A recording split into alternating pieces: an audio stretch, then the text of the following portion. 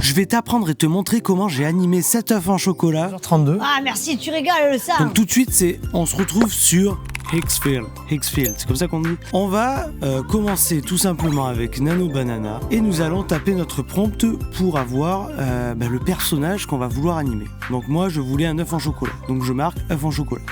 Une fois qu'il m'a fait mon image, je vais décliner mon image en plan moyen et plan serré, tout simplement. Après, on se rend dans l'onglet vidéo. Sur l'onglet vidéo, nous allons aller sur Kling 3 Motion Control. Et c'est là que ça devient amusant. Donc moi, je me suis filmé sur un fond vert, mais vous pouvez vous filmer, regardez. Je l'ai fait aussi avec cette vidéo. Et ça a marché, voire ça m'a donné des meilleurs résultats. Quand je me suis filmé en plongée, par exemple, l'IA a pas trop compris et du coup, j'avais beaucoup de problèmes avec la synchronisation labiale. Donc moi, je vous conseille de vous filmer quand même, comme on dit, d'horizon à niveau.